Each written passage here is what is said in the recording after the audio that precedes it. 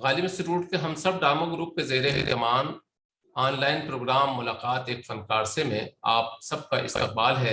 सबसे पहले मैं मोहतरम सुभाष त्यागी साहब का शुक्रिया अदा करना चाहता हूँ, जिन्होंने अपनी तमाम तर मसरूफियात के बावजूद आज के इस प्रोग्राम में शिरकत की मंजूरी फरमाई।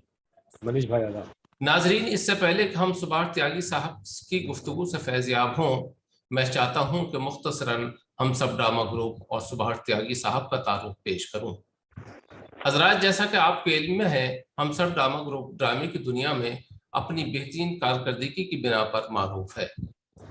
इस प्रोग्राम की बुनियाद बेगम आबिदा अहमद साहिबा ने 1974 में रखी थी।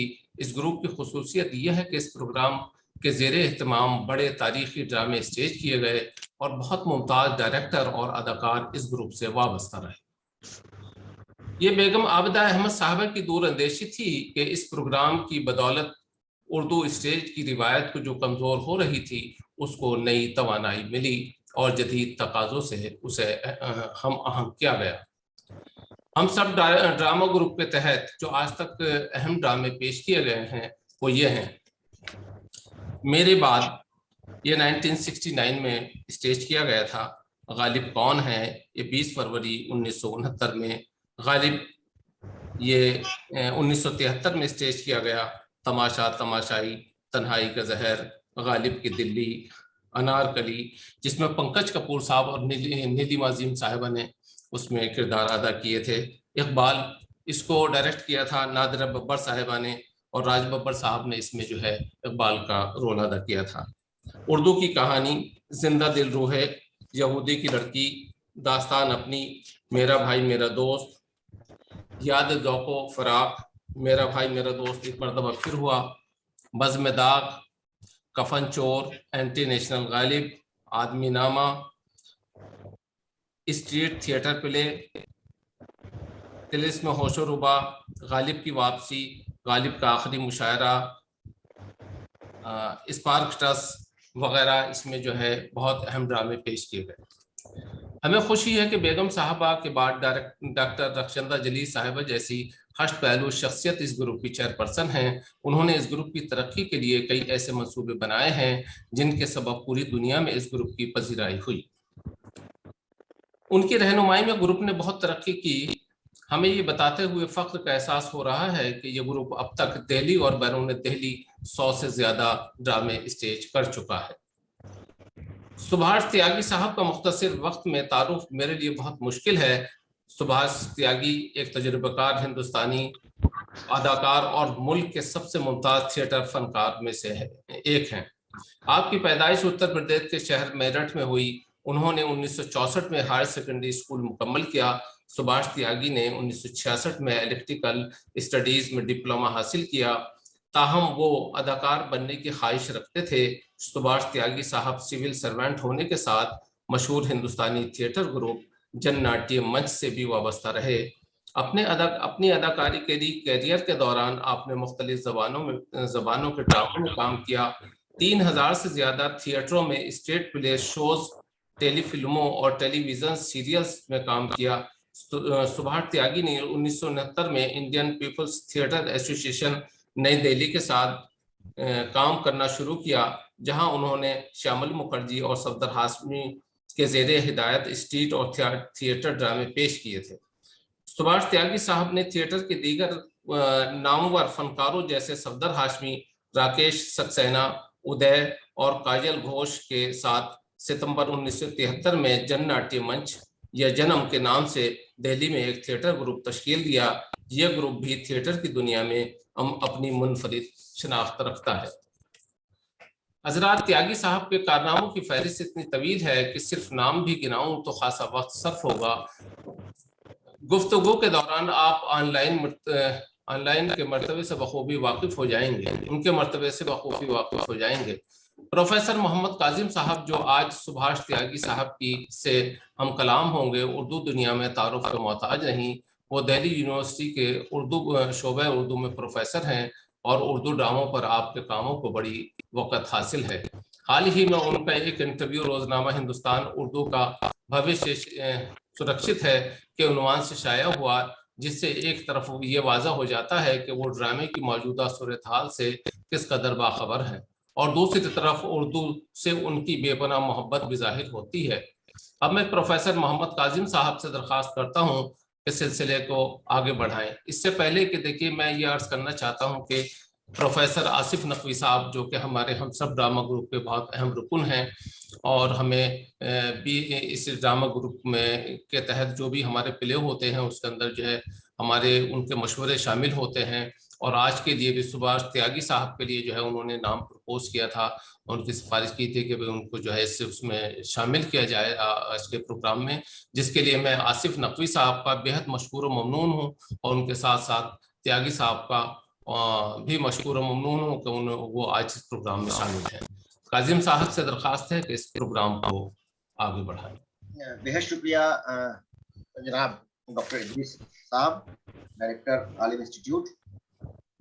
ख़वातीन व हज़रात, साहब ने आलिम इंस्टीट्यूट के हम सब ड्रामा ग्रुप सुभाष त्यागी जी का तारुफ पेश किया। ये तारुफ सुभाष त्यागी जी का बहुत मुख्तसर और बहुत एक तरह से धुंधला है। असल तारुफ उनका काम है, और उनका काम मुझे ऐसा लगता है कि हमें बताने की ज़रूरत नहीं पड़ेगी। खुद गुफ्तगू के दौरान उनमें से चंद झलकियाँ हमारे सामने आएंगी। मैं सुभाष त्यागी साहब का इस्तकबाल करता हूँ, नकवी साहब का इस्तकबाल करता हूँ, मनीष जी का इस्तकबाल करता हूँ कि आप इस प्रोग्राम में आए। जैसा कि हमारे प्रोग्राम का, हमारे इस गुफ्तगू का फॉर्मेट है कि पहले हम फनकार से उनके फन को थोड़ा सुनते हैं। तो सुभाष त्यागी जी से मेरी गुजारिश होगी कि आप अपने किसी ड्रामे का, किसी पीरियड जो आपने पेश किया है उसका किसी भी एक छोटा सा हिस्सा आप खुद अपनी जबान से उसे पेश करें, खुद आप उसे पेश करें, उसके बाद फिर आपके साथ गुफ्तगू का सिलसिला शुरू किया जाएगा। सुभाष त्यागी साहब। जी, क्योंकि मैंने नाटक तो बहुत किए हैं, जो आपने जैसे अभी मेरे को कहा कि एक किसी स्ट्रीट थिएटर का या किसी का आप एक पेश करें, तो हमारे एक स्ट्रीट थिएटर में ही एक नाटक था, समरथ को नहीं दोस्त को साईं जी। तो वो महंगाई के ऊपर था, उसके ऊपर। और उसमें फॉर्मेट जो था वो मदारी का, जैसे मदारी होता है ना आमतौर पे, यानी गली मोहल्लों में मदारी आता है, एक जमुरा होता है, उसका एक फॉर्मेट था। और उस फॉर्मेट में ही सारा कुछ किस तरीके से वो आगे बढ़ता है महंगाई में, किन किन लोगों का हाथ होता है, नेता किस तरह से बिहेव करते हैं या लोग किस तरह से बिहेव करते हैं, वो सारा का सारा उसमें वो दिखाया गया है। तो मैं आपको थोड़ा सा इसको पढ़ के सुना देता हूँ कि एक मदारी है और एक जमुरा। मदारी जो बने थे वो हमारे मनीष जी थे, और मैं जमुरा ही था उसमें जी। तो हमारा एक दोनों का इतना बड़ा वो, यानी ऐसे थे कि हमें किसी से बात, यानी इतने माहौल उसमें, माहौल में जैसे बात करते स्ट्रीट थिएटर, क्योंकि मोहल्ले में, गली में, नुक्कड़ पे इस जगह होता था। तो डुगडुगी बजाते हुए आते थे, लोगों को इकट्ठा करते थे, और एक मदारी का खेल, जैसे मदारी डुगडुगी बजाता हुआ आता है, खेल शुरू करता है, तो आके अपने एक पेरिफेरी में सारे लोग बैठ गए, और बीच में मदारी, जमुरा और सब बाकी जो एक्टर एक्ट्रेस हैं तो वो आके बैठ जाते थे, तो शुरू होते थे। मैं आपको वो पढ़ के सुना देता हूँ।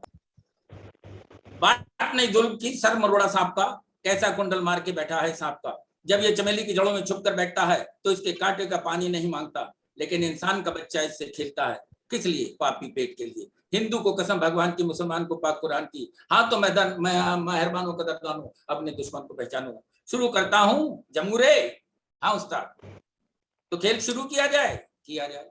तो मेहरबानों का दरदानू, इससे पहले कि हम खेल शुरू करें, आज जरा जोर से ताली बजा दीजिए, क्योंकि जमुरा जो हमारा है ताली का बड़ा शौकीन, तो ताली बजा दीजिए और हमारा खेल शुरू हो जाए। तो मेहरबानों का दरदानू, इससे पहले कि आज खेल शुरू हो, जोर से ताली बजा दो, हाँ जमुरे, खेल शुरू किया जाए। तो लोग ताली बजाते हैं। अब जमुरे को वो ताली पसंद नहीं आती, तो वो कहता है, उस्ताद जी लगता है आज इन लोगों ने खाना नहीं खाया। अबे जमुरे क्या हो गया? तो इन्होंने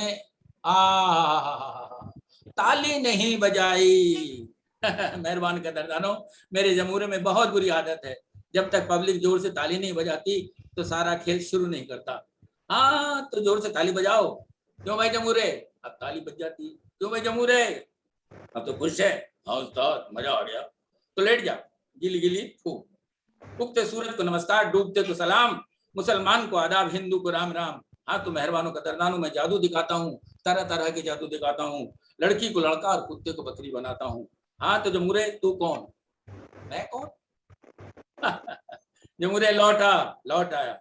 लड़के भूत भविष्य वर्तमान का हाल बता। एक साथ बता दूं?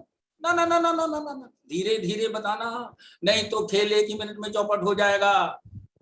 हाँ तेरा ध्यान किधर है? देख लिया? देख लिया। क्या देखा? जादूगर के हाथ में कबूतर। कौन सा? असील। क्या बोला? चील नहीं, असील। अच्छा असील। हाँ तो इसकी चोंच में क्या है? इसकी चोंच में है राशन कार्ड। Ration card? अबे वो क्या होता है राशन कार्ड? कबूतर ने अपनी खुराक के लिए राशन कार्ड बनवाया हुआ। अजगर करे न चाकरी, पंछी करे न काट, दास मलूका कह गई सबके दाता। ये पुराने जमाने की कहावतें हैं उस्ताद, अब नहीं चलती। अब तो कबूतर को राशन कार्ड बनवाकर लाइन में खड़े होके राशन लेना पड़ता है। अबे तेरा राशन कार्ड कहाँ है उस्ताद? तुम पे हंसी आती है। जमूरे जमाल सवाल कर, बात कर, नहीं तो टुकड़े टुकड़े कर दूंगा, जनता पार्टी बना दूंगा। उस्ताद दुनिया को जादू दिखाते हो, पर ये नहीं जानते कि राशन कार्ड हम जैसे रोजमर्रा कमाकर खाने वालों का नहीं बना करता। राशन कार्ड उनका बनता है जिनके पास रहने का पक्का ठिकाना हो। जमूरे लौट आया। मैं जादूगर क्यों? पेट की खातिर। तू जमूरा क्यों? पेट की खातिर। खाया क्या? हवा। पिया क्या? एनडीएमसी की टूटी का पानी। लड़के महंगाई के बावजूद भी हमने बहुत खा पी लिया। अब जनता की कुछ सोच लिया। क्या सोचा? ये सब लोग यहाँ आटा चावल चीनी दाल रोटी इसके लिए खड़े हो, इसीलिए लाइन लगाकर खड़े हैं। इस लाइन में खड़े लोगों की मदद करेगा। तो जा सबके लिए आटा चावल चीनी का इंतजाम कर। उस्ताद ना तू आज से मेरा गुरु और ना मैं तेरा चेला। अबे ना मैं राजीव गांधी ना तू अरुण नेहरू, हमारा नाता ऐसे नहीं टूटेगा।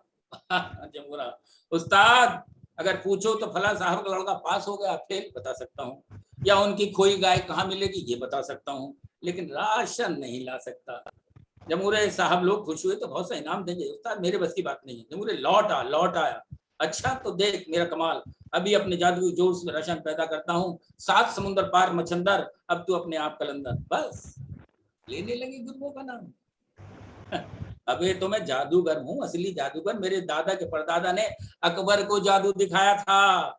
जरूर दिखाया होगा, पर राजीव राजा के राज में राशन पर तुम्हारा जादू नहीं चलेगा। अच्छा बता, तो तू ठीक बात तो तू ठीक ही कह रहा है, तो तू कुछ ही कर, फेंक अपनी चद्दर को परे और कुछ ऐसा कमाल कि गरीब हो खुश और दुश्मन पामाल। गिली गिली गिली गिली खूब। अब जो जमूरा है वो खड़ा होता है तो और फिर वो ये शुरू करता है। उस्ताद गोरख धंधे की पारदर्शी नजर के कंधों पर बैठकर अपनी रेशमी मूंछों के बालों का हटकर आशीर्वाद लेकर कल वाली का सुराग लगाऊंगा, जमा खुरमा वाली का लातों का भूत है नहीं, साला गाली का दबा के बैठा है राशन तो भूखा न चाहता है मदारी अपने छोरे को। जमुरा तरस गया मट्टी के हाथ में, ठाट करते हैं बनिए बैठ दीवाने खास में। तो कहा गया वे मादर जात राशन का पूरा खाली हाथ लौटता देखकर जालिम दूर से करारी बांध देगा। उस्ताद गोरख धंधा चुतड़ की खाल खींचकर उस्तानी के ब्लाउज की तय खूटी पे टांग देगा। तो मेहरबानों कदरदानों अपने दुश्मन को पहचानो। बताओ चींटियां कहाँ धावा बोल रही हैं, चूहे कहाँ बिल खोद रहे हैं, चिड़िया कहाँ से दाना पाती है, तिरंगा किस दरवाजे पर लहरा रहा है, कारे कहाँ आ जा रही हैं, कहाँ खद्दर की टोपियां और नवदुर्गा के टेकलेंडर फोटो टंगे हैं। बता दो कि नाचीज भी ट्रांसपोर्ट का दाया बाया कहलाए। अब इतना कहने के बाद में एक सीन बदलता है। सीन बदलने के बाद में एक लाला आता है। वो टेलीफोन पे बात कर रहा है। हेलो हेलो कौन? खरबंदा साहब क्या? अरे गेहूं के बाजार में मंदी आ गई है। अरे तो इतना घबराने की क्या बात है, 2-4 मालगाड़ियां बंद कर दो गोदाम में, आउट ऑफ स्टॉक का बोर्ड लगा दो, फायदा। अरे रे रे रे फायदा यही कोई 1.5-2 लाख का हो जाएगा। अब लाला जी एक इंस्पेक्टर से बात करते हैं, यानी इनसे बात हो गई, इन्होंने अपना राशन का हिसाब किताब कर लिया कि इसमें कैसे पैसे हमें मुनाफा होगा। अब लाला जी इंस्पेक्टर से बात करें, हेलो कौन? इंस्पेक्टर साहब। अरे भाई कैसी नाराजगी, हमारा ही गोदाम मिला था छापा मारने के लिए।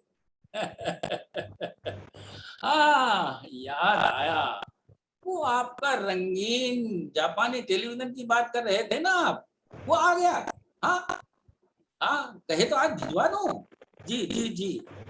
अब वो टेलीफोन रख देते हैं, इतनी देर में एक और घंटी बजती है। हेलो कौन? सावित्री जी। नमस्कार सावित्री जी, वो आपका वो अंध विद्यालय है ना, उसके लिए मैं 1.5 लाख चंदा देना चाहता था। नहीं नहीं नहीं नहीं, चेक नहीं, कैश कैश, एकदम कैश।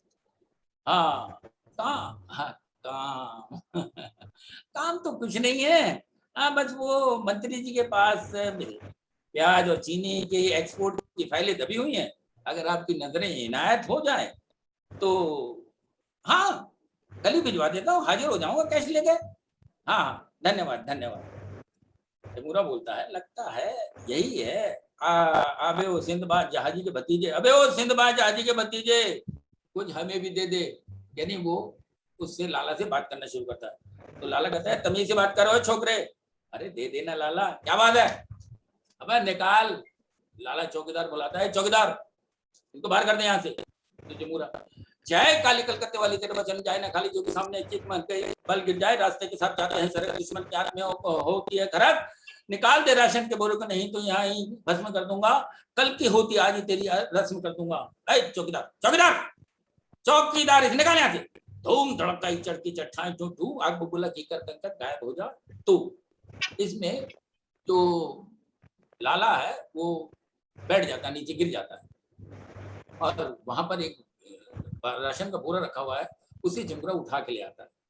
मिल गया राशन का बोरा मिल गया। एक मंत्र का पढ़ा कि मैंने एक मजमा हिल गया, एक बलब रोशन क्या उस्ताद के नाम का, आज से जमूरा भी बन गया आदमी काम का। तो उसको उठा के कहता है, चल यहाँ अंधेरे गोदाम में पड़ा हुआ अंडे दे रहा, चल लोगों को बांटते हैं तुम। तो इस तरीके से ये चलता रहता।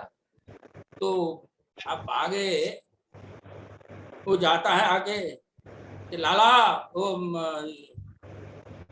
मिल गया राशन का बोरा मिल गया, मैंने मंदिर का पढ़ा हर फर्दे में जा मजमा हिल गया, एक बलब रोशन क्या उस्ताद जी के नाम का, आज से जमूरा भी बन गया आदमी काम का।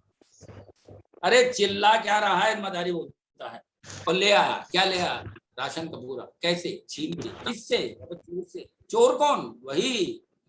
अबे कौन? मिमिया क्यों रहा है? उस्ताद पुलिस वाला खड़ा है, बाद में बताऊंगा। तो कहाँ है राशन का बोरा? तुम्हारे पीछे। मदारी कहता, हाय वक्त की ऐसी की तैसी, 7 पुश्तों का जादू जो मुहैया न करा पाया मैं, वो 42 भर के छोकरे ने कर दिखाया। खैर कुछ तो हुआ, गल्ला तो ले आया, और तमाशबीनों के चेहरे पे हंसी भी आई। तो लड़के खोल दे इस बोरे को और बांट दे तमाशबीनों में। उस्ताद ये नहीं खुलता। क्यों नहीं खुलता? अरे इस पे सील लगी है। सील? भाई हाँ, ये कोई सरकारी सील है जो यूं ही खुल जाएगी? अरे ये तो लाले की लगाई हुई सील है जो स्टेनलेस स्टील की बनी है। तो ठहर, मैं खोलता हूँ। कुल बेजुबान बेबस बेकस बांग बगड़ू बोरे, डंड फेल कर देख तिलस्मी टूटेंगे ये डोरे, मंत्र लगते ही प्राणी तू पा जाएगा वाणी, होकर तू आजाद कहेगा अपनी सम कहानी। है मर्दीन के जा दामेन, रुइया तिलस में जादू बूत, पानी का पानी और दूध का दूध, गिली गिली फूक। तो वो बोरा खुल जाता है। हाँ तो मेहरबानो बोरा आपके सामने है।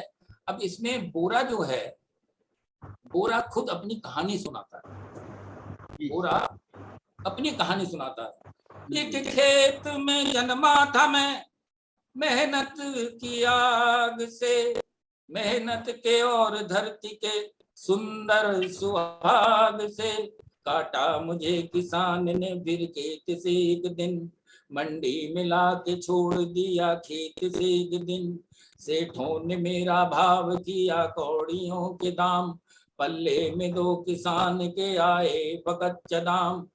उस दिन से जो शुरू हुआ लंबा सफर जनाब, बेचे खरीद मुझको बस इतने बशर जनाब, दिन दून रात चौगुने बढ़ते ही गए दाम, दलाल दर दलाल बस चढ़ते ही गए दाम।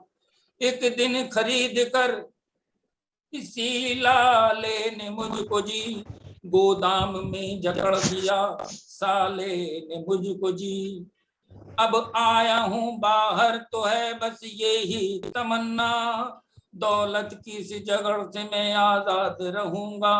मेहनत की मैं औलाद हूँ, मेहनत की देन हूँ, मेहनत कशों की बस्ती में आबाद रहूंगा, मेहनत कशों की बस्ती में आबाद रहूंगा। वाह इस तरह से वाह, ये आगे आगे चलता रहता है। ये जी इस तरह से ये नाटक बढ़ता है आगे और ये फाइनली वहां तक पहुंचता है। और खातिन हजरात, देखा आपने कि एक फनकार किस तरह से नस्र में किस तरह से मकालमा अदा करते हैं और किस तरह से गाते हैं। और नुक्कड़ नाटक की खास बात रही है कि नुक्कड़ नाटक में अदाकार ही सब कुछ होता है, वहाँ बैकग्राउंड में कुछ ये नहीं, और वो गाता भी है, वो रक्स भी करता है और वो मकालमे भी अदा करता है। और नुक्कड़ में खुसूसन इम्प्रोवाइज बहुत होता है, नाजरीन की मुनासबत से, ऑडियंस की मुनासबत से, और कभी कभी मकाम बदलता है तो वहाँ के मसाइल की मुनासबत से।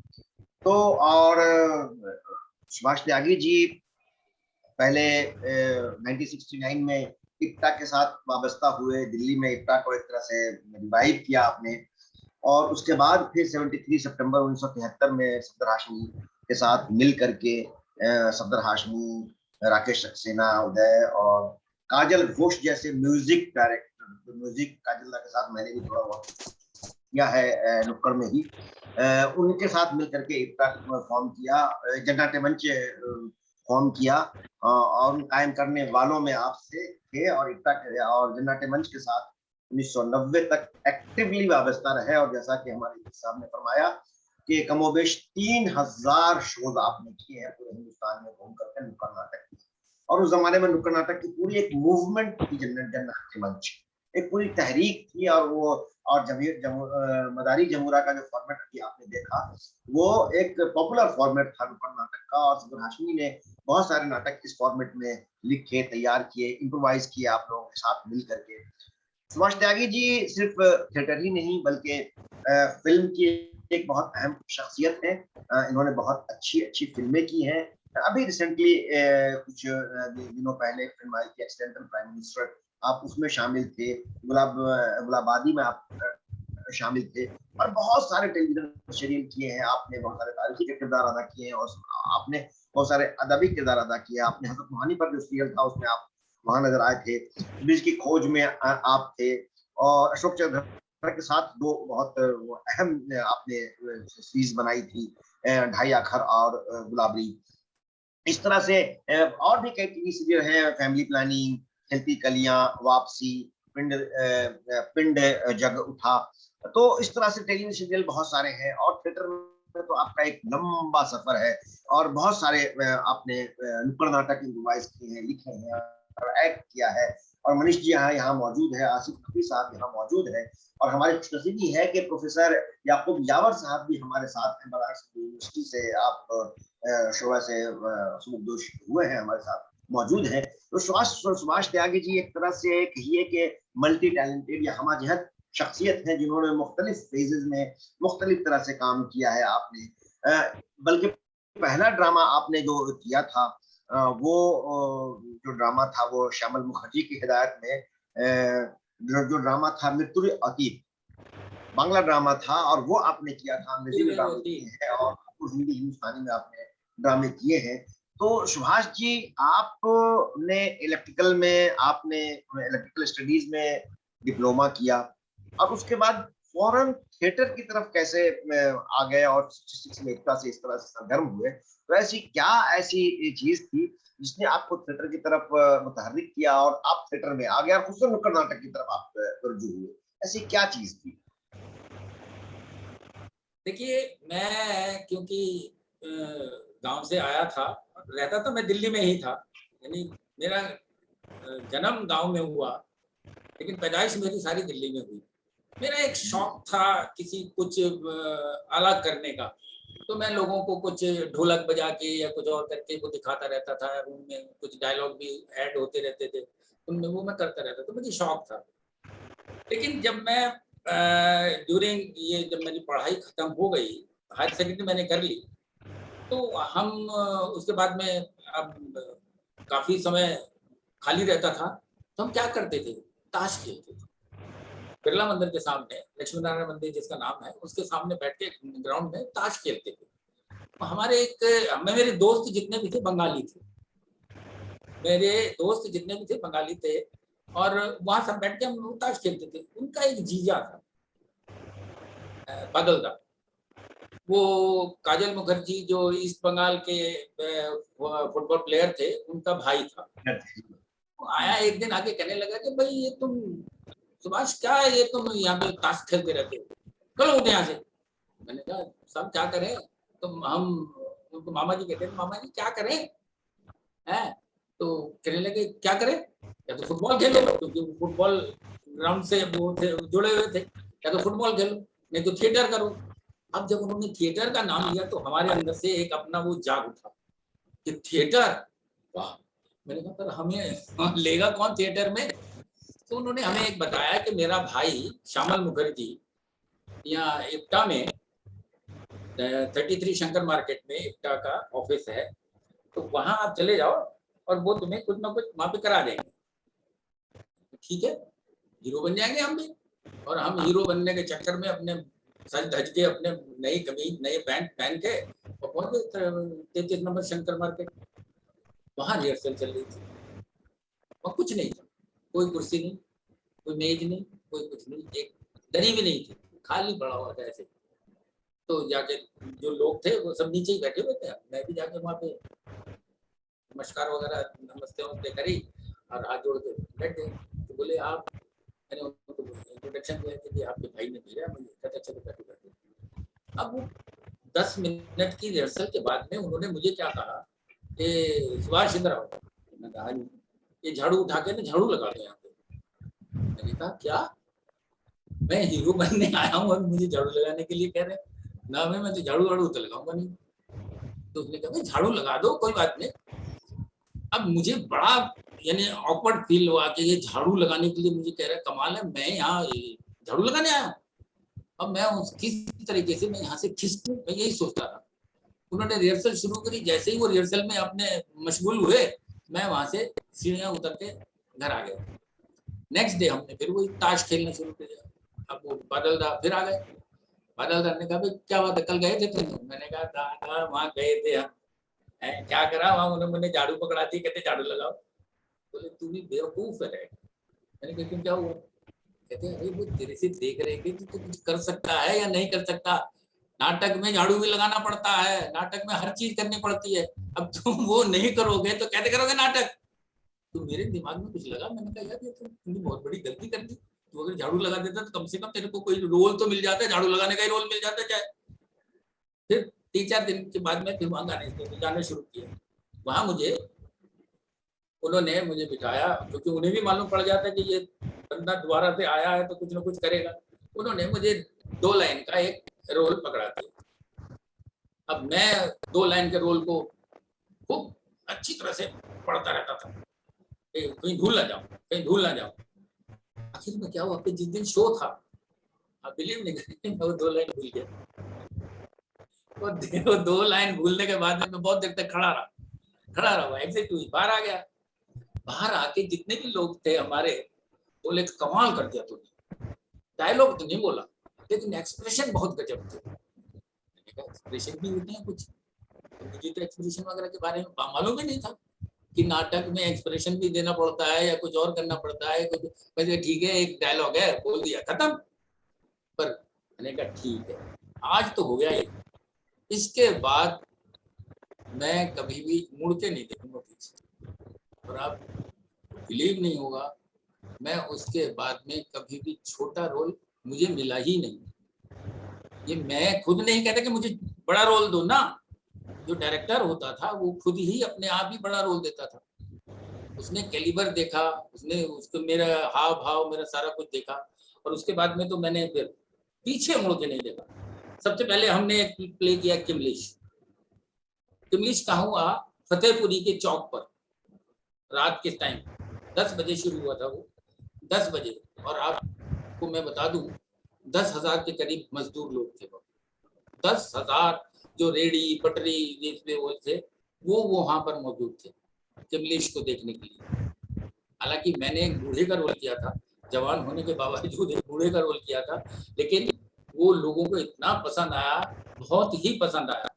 उसके बाद में फिर आगे चलते रहे, 1-2 नाटक हुआ कुछ। मैं तो उसमें जो हुआ था काजल मुखर्जी ने, अब वो काजल जो उनके भाई थे तुम्हारे श्यामल मुखर्जी, उनकी डेथ हो गई एक्सीडेंट में, उनकी डेथ हो गई। और डेथ होने के बाद में थोड़ा सा बहुत हमें भी बहुत बुरा लगा कि यार एक अच्छा आदमी हमारे बीच से चला गया। लेकिन फिर भी हमने 1-2 नाटक किए वहाँ पर, danger of war, exception and the rule, ये 2 नाटक हमने किए।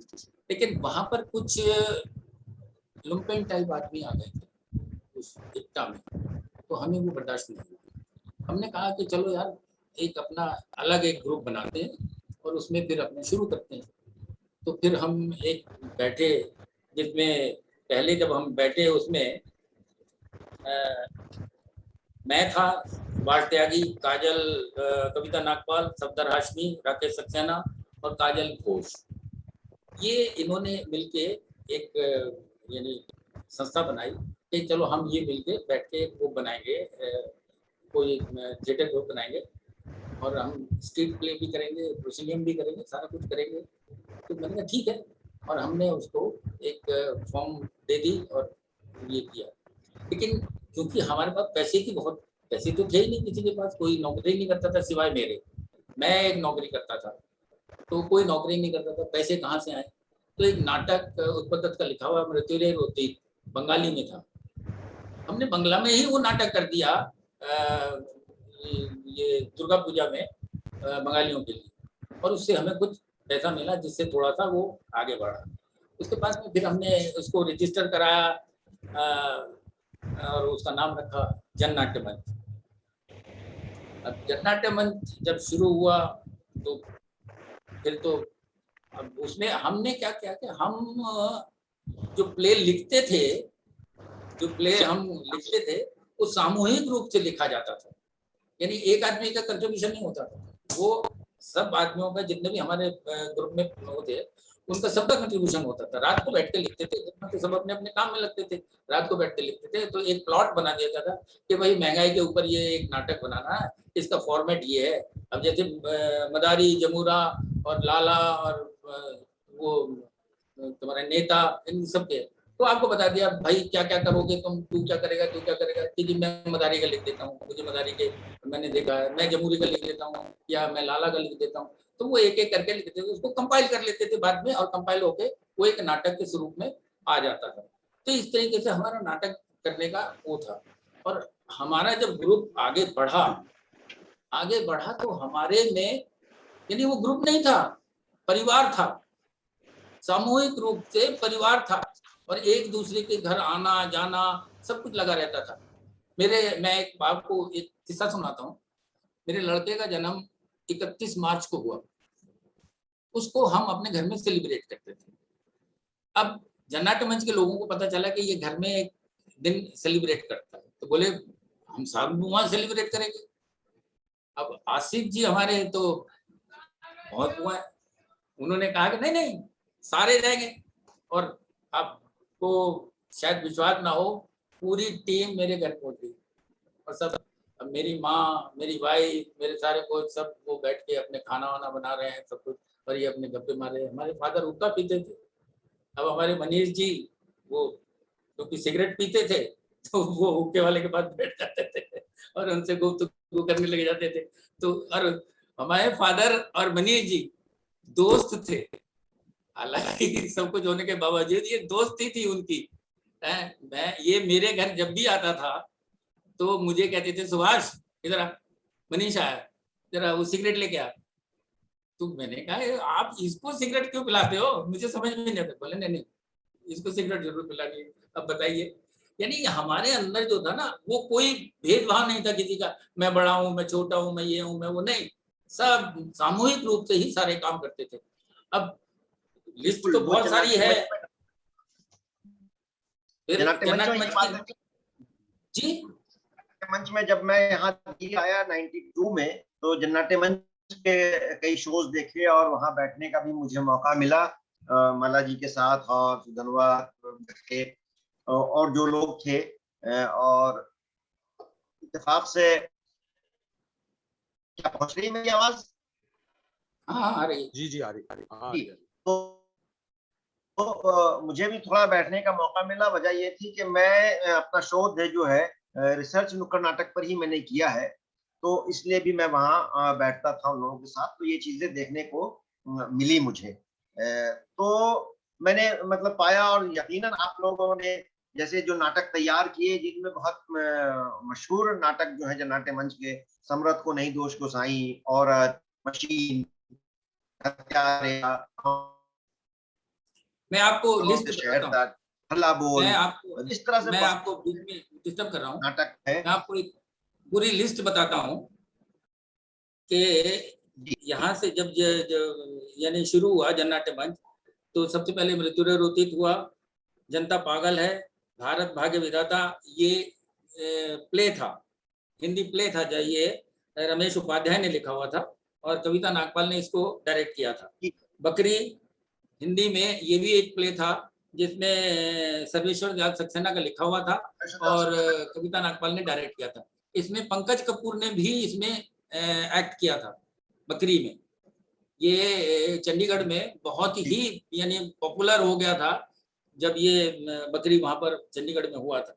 उसके बाद में आए फिरंगी लौट आए, मदारी को दूसरा वर्जन एक और ये तुम्हारा आपका ये समरत को नहीं दोस्त को सही, इसके 3 वर्जन में उसको चेंज किया था मदारी। फिर उसके बाद में लग गई इमरजेंसी। जब इमरजेंसी लग गई तो जन्नत मंच बंद हो गया। अब जब जन्नत मंच बंद हो गया तो क्या करा जाए? तो विनोद नागपाल ने मुझे कहा, जो कविता के हस्बैंड थे, उन्होंने मुझे कहा चल यार तू अभियान में ज्वाइन कर लेते हैं। तो क्योंकि वहाँ में जन्नत मंच में भी उन्होंने काम किया था विनोद नागपाल ने, तो उन्होंने कहा कि चलो वहाँ ज्वाइन कर लेते हैं। तो मैंने राजेंद्र नाथ जी के यहाँ पर को ज्वाइन कर लिया। वहाँ पर मैंने कुल 2 नाटक किए, हानुष और महानिर्वाण।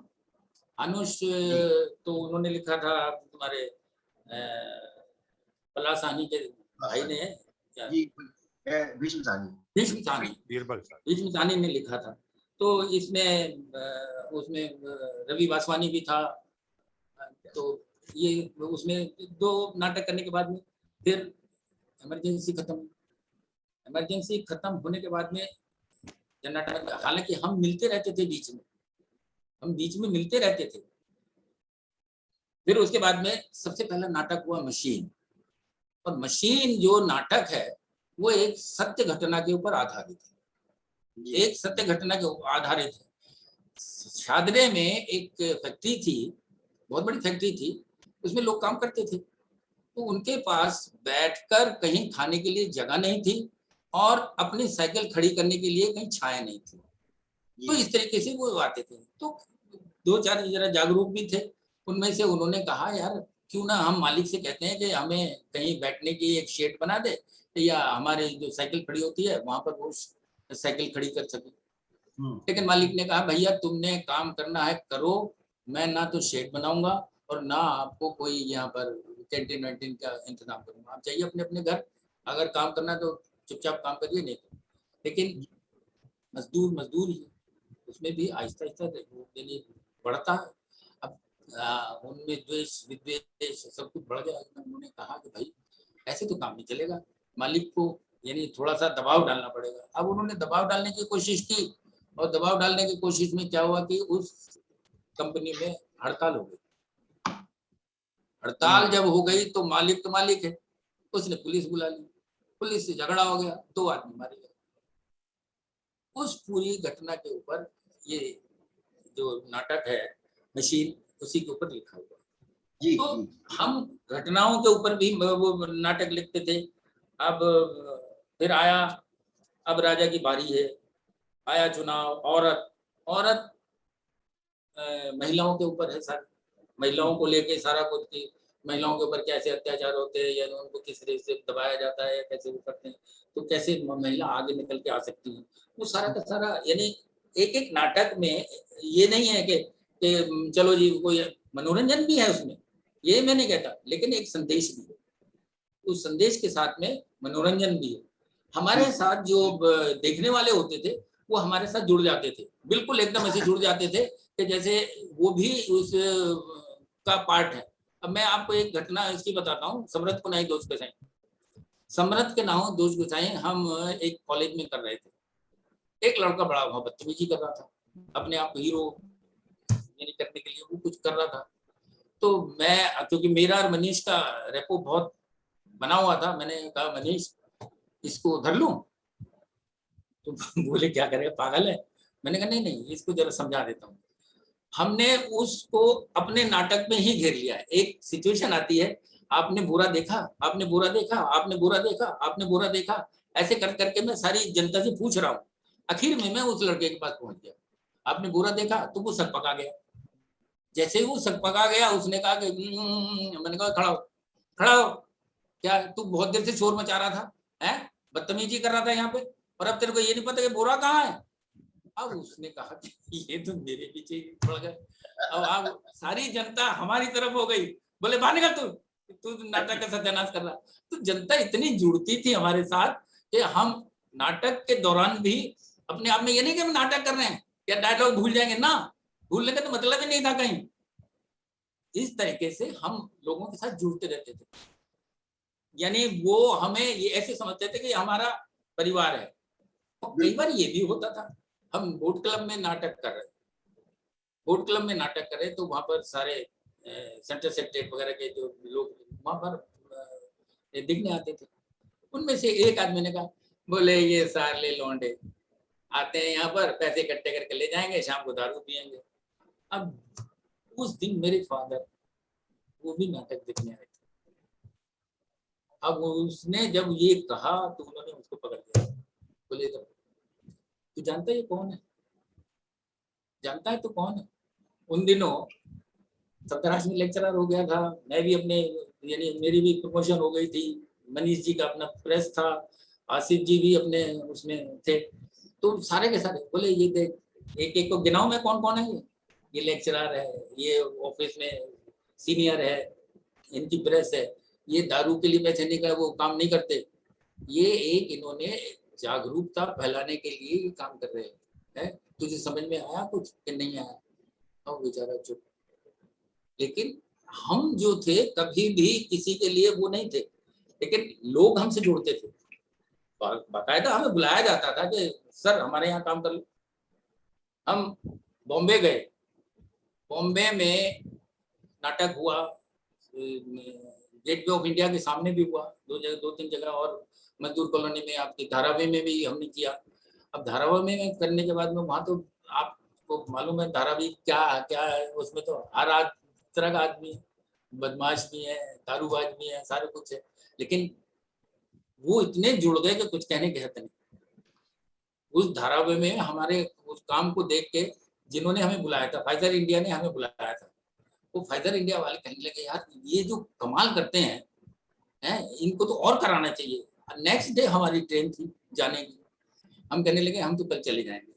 बोले नहीं आप 2 दिन और ठहर जाइए, हम आपको एयर फेयर देंगे। बोले हुजूर हम एयर फेयर के लिए हम तो बहुत अदने आदमी है, हम तो अपने गाड़ी में जाएंगे और आप ये नहीं हो सकता हमारे। तो हमारे साथ लोग जुड़ते थे, हमारा काम जोड़ने का था, हमारा हम यानी जो जन्नाट्य मंच था वो एक परिवार था, हम उसे परिवार समझते थे। मैं एक और आपको बताता हूँ, सफदर ने कहा कि रोज यहाँ पर हम मिलते हैं और हम अपने घरों को भूल गए, एक दिन की छुट्टी कर लेते हैं। तो बोले संडे की छुट्टी, संडे की छुट्टी, सब ठीक, सबने मान लिया संडे की छुट्टी। और आपको मैं क्या बताऊं कि संडे को सब कनाट पे पहुंचे हुए थे। जब एक से तू भी यहाँ है, तू भी यहाँ है, तू भी यहाँ है, बोले जब सब इकट्ठे हो गए चलो रिहर्सल कर लेते। यानी ऐसे वो होता था कि बताओ एक दिन की छुट्टी, संडे की छुट्टी, और सब संडे को कनाट प्लेस घूमने, बोले चल यार आज कनाट प्लेस घूमे आते हैं, तो वहीं मिल गए साले। जब सब मिल गए तो बोले चलो रिहर्सल कर लेते। और देखिए, यानी एक और मैं आपको किस्से सुनाता हूँ थोड़े से इसी के। बंगाली मार्केट में चाय पीने जाते थे, चाय पीने जाते थे तो वहाँ एक पंडित जी वो थे। अब उनको चाय बोली, 6 आदमी बैठे हुए थे एक टेबल को घेर के, चाय ले आओ पंडित जी, चाय ले आओ। अब पंडित जी देखा 6 आदमी और एक चाय, एक चाय। बोले थोड़ा सा ना वो और लेते आना, वो जो आलू के कुछ चिप्स वगैरह, वो ठीक है। अब पंडित जी ने कोई आधा घंटे लगा दिया, क्योंकि ये 6 आदमी गप मार रहे हैं, ये चाय वाय के चक्कर में आते नहीं यहाँ पर, ये तो गप मारने आते हैं। अब वो पंडित जी आए, उन्होंने हाथ ऐसे करा, यो करके नीचे रखा, जब तक तो वो जो उसमें आलू के चिप्स वगैरह थे वो तो ऊपर से ऊपर ही उठा लिए। अब एक चाय उसे 6 आदमी पी रहे, यानी पैसे की कमी थी, यानी ये भी होता था मन। लेकिन क्योंकि जुड़े हुए थे, हमें किसी से कोई वो नहीं था, सब एक दूसरे से बोले यार कोई वो मतलब नहीं। अब उसी की तरह से दौर चलता रहा है। अब उसमें बहुत सारे, अब हमने यानी जन्नत मच ने प्ले भी किए। अब जी। आपको मैं एक प्ले का बात बताता हूँ। ये मोटेराम का सत्याग्रह, मोटेराम का सत्याग्रह हबीब साहब ने वो किया था, जी। डायरेक्ट किया था, और जोरा सहगल इसमें मेरी वाइफ का रोल उन्होंने किया था। अब जोरा सहगल अपने किस्म की एक अलग ही लेडी थी।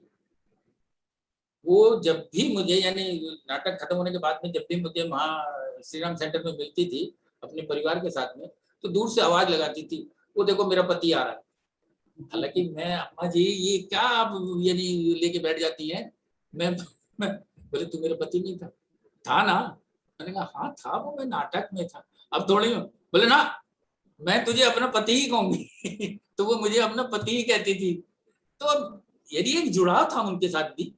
अब कहाँ जोरा सहगल कहाँ मैं, लेकिन फिर भी एक जुड़ाव हम रखते थे। और परिवार, मैंने कभी भी नाटक ग्रुप में, किसी में भी नाटक ग्रुप में भी गया, मैंने उसे अपना परिवार समझा और परिवार समझ के ही काम किया, और उसी में ही अच्छा है। अगर आप उसको परिवार नहीं समझते, खाली ये, अब तो पैसे के लिए जाते हैं लोग, पैसे के कमाने के लिए जाते हैं।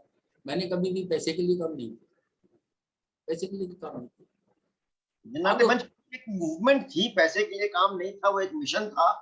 जहां तक मैंने देखा और उनके नाटकों को भी मैंने देखे कि वहां कोई किसी का अपना मकसद नहीं था, अपना मफाद नहीं था, वो एक मिशन था और उस मिशन के लिए काम करते थे। और नाटक जब जो समस्या जिस वक्त होती थी देश में, यहाँ दिल्ली में, उस पर नाटक इम्प्रोवाइज करते थे आप लोग और उसको पेश करते थे। और एक नहीं अनेक शोज उसके होते थे। जेएनयू में भी मैंने बहुत सारे शोज देखे हैं और बाहर भी मैंने बहुत सारे शोज उनके देखे हैं। सुभाष जी के बहुत अच्छे मित्र यहाँ मौजूद हैं। आसिफ नकवी साहब है, मनीष जी है, और आप लोगों का जिस तरह का एसोसिएशन रहा और मिलजुल करके आपने काम किया है, तो मेरी ख्वाहिश होगी कि आपकी बात को और आगे बढ़ाते हुए या आपसे और गुफ्तगू को आगे बढ़ाने से पहले आसिफ नकवी साहब यहाँ मौजूद है, तो यकीनन कुछ उन दिनों की कुछ खट्टी मीठी यादें भी होंगी आप लोगों की, जो आप लोगों के बीच हुई होंगी। तो मैं आसिफ नकवी साहब से बल्कि गुजारिश करूंगा कि उन दिनों की कुछ अगर याददाश्त आपकी है, जो साथ में सफदर, एक बड़ा नाम, एक बहुत बड़ा मिशन, वो थे। काजल दा अभी भी हैं, काजल दा का बहुत अच्छी म्यूजिक उनका ये है। मनीष जी साथ बैठे हुए आप हैं। तो उन दिनों की जो एक सोशल कंसर्न को लेकर के जो था, एक सोशल कंसर्न खासकर जो था, उसको लेकर किस तरह से काम आप लोग करते थे और अब कहाँ वो लैकिंग है, यकीनन आपकी याददाश्त में वो चीजें होंगी। और कुछ शेयर कीजिए आप नकवी साहब, तो और अच्छा ही हो जाएगा। बहुत बहुत शुक्रिया कादिम भाई। आप 90 में आप बता रहे थे कि आए, तो जब तक तो जननाट्य में जो पुराना होके और थोड़ा इख्तलाफ राय भी हो गया था और वो हो गया था। मनीष भाई बैठे हैं, त्यागी जी ने समरथ का वो करके बताया। यही दौर था जब मैं आया था जननाट्य मंच में ड्रामे के शौक से, शीला भाटिया के यहाँ से। वो मैंने, ये त्यागी जी कह रहे थे कि वो इप्टा शंकर, वो क्या नाम है उसका, शंकर मार्केट, और मैं Delhi art theatre Shankar market. Ayub भाई ने मुझे वहाँ एक्टिंग, जी इप्टा के बराबर में ही। तो मैं दिल्ली आ गया था अलीगढ़ से, ड्रामा अलीगढ़ में भी करता था, स्कूल में भी करता था, जामिया में, और ड्रामे करने का शौक था। अयूब भाई मिल गए थे, क्या नाम है, मंडी हाउस पे एक दफा, बोले ड्रामा करो शीला भाटिया के यहाँ। लेकिन फिर मैंने एक दिन कैनॉट प्लेस के पास यही मंडी हाउस पे ये जननाट्य मंच को करते देखा। ये काले कपड़े पहने, काला कुर्ता पहनते थे और जीन्स है। मनीष भाई दफ्तर के करीब था, मैं मंडी हाउस में फिक्की में म्यूजियम में काम करता था, और फिर ये अच्छा लगा फॉर्मेट और समाज कंसर्न से था। तो मैं एक जो बात कहना चाह रहा था, त्यागी जी ने कही, मनीष भाई भी मौजूद हैं, कि देखिए इस थिएटर में जो लोग आए, स्ट्रीट थिएटर में, कोई अपनी पॉलिटिकल बैकग्राउंड की वजह से आया, खानदानी और अपने उसके सब तराश, कोई थिएटर के इंटरेस्ट से आया,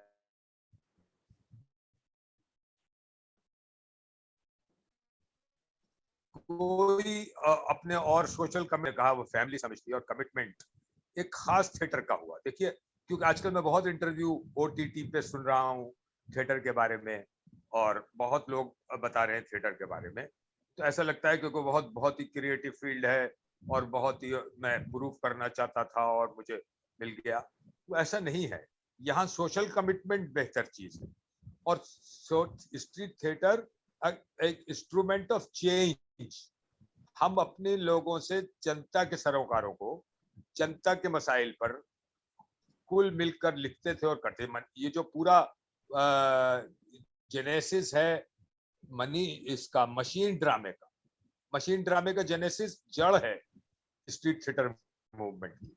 मगर जो मैं एक बात इस वक्त कहना चाहता हूँ, मनीष भाई के पास आऊंगा मैं, फिर मनीष भाई से पूछूंगा, त्यागी जी से, कि जो बिखराव शुरू हुआ जननाट्य मंच में फॉर्म के लेवल पे भी और कंटेंट के लेवल पे, वो समरथ और औरत से के बाद से शुरू हुआ, ईयर बता देंगे त्यागी जी, और वो ये हुआ कि बाद में कंफ्यूजन, जैसे काजिम करेंगे 90s में आए और सुधनवा और माला वाला जननाट्य मंच का फेस देखा, कि ये कंफ्यूजन हो गया था, जिसकी वजह से मैं बाहर आया, कि हम जो कलेक्टिविज्म है उसके ऊपर कहीं से डायरेक्टिव आता है, वो पॉलिटिकल पार्टीज का इन्फ्लुएंस शुरू हुआ। तो जब जनता के सरोकारों में, लाल झंडे में, इनकलाब में या बदलाव के उसमें जब पार्टी का लेबल लगने लगेगा, तो वो प्रोपेगेंडा थिएटर हो जाएगा। तो वहां से एक बिखराव शुरू हुआ।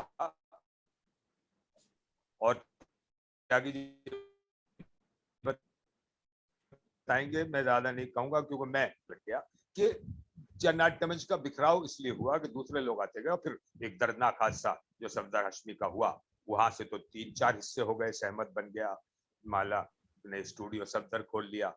और त्यागी जी और मनीष बताएंगे कि हम लोगों ने जननाट्य मंच को जारी रखा, और कई जगह हम तो पहुंच जाते थे, करते थे, लेकिन फिर हमने सोचा कि क्लैश ऑफ इंटरेस्ट हो रहा है, तो हमने उसका नाम करके प्रयास रख दिया। प्रयास का नाम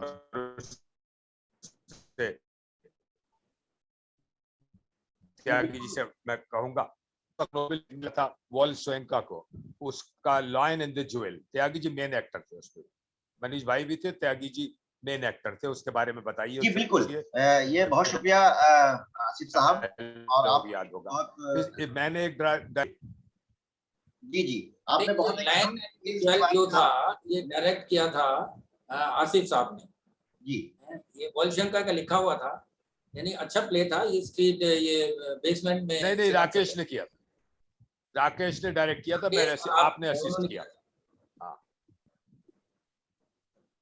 फिर उसके बाद में हमने किया एक सोक्रेटिस भी वही किया हमने। उसके बाद एक स्ट्रीट प्ले लिखा था मनीष मनोचानी ने, इन्होंने लिखा था चलती चाकी देख के, और वो जयपुर में हमने कोई सेमिनार थी किसी की, तो उसमें वो किया था, और डायरेक्ट उन्होंने ये हमने दोनों ने मिलके ही किया था उसको। जी बहुत बढ़िया प्ले था उसमें, कि किस तरीके से लोगों को बरगलाया जाता है। जैसे अब सपोज कर लो, अब किसान है, उसमें क्या वो फॉर्मेट बनाया था कि किसान है, किसान को खेती करना फॉरेनर सिखा रहे हैं, उसको कह रहे हैं कि भाई तू इसमें खाद डाल, उसको तेरे को हम बीज देंगे, तेरे को सारा कुछ देंगे हम अपने, और तू वो जो फसल है वो हमें तू देगा। तो इस तरीके से वो उसका वो बनाया था, फॉर्मेट बनाया था। अब जो बीज है, अब उसकी कीमत इतनी थी जो सोने से भी ज्यादा है। तो किसान कहता है जी ये बीज है या सोना है, आप मुझे बीज दे रहे हो, क्या कर रहे हो? बोले लेना है यही है और आप इसे अच्छी तरह से करिए।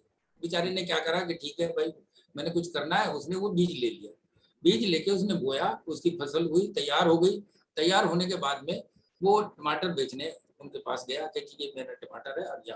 बोले ये तो बहुत बेकार है, ये तो चलेगा नहीं।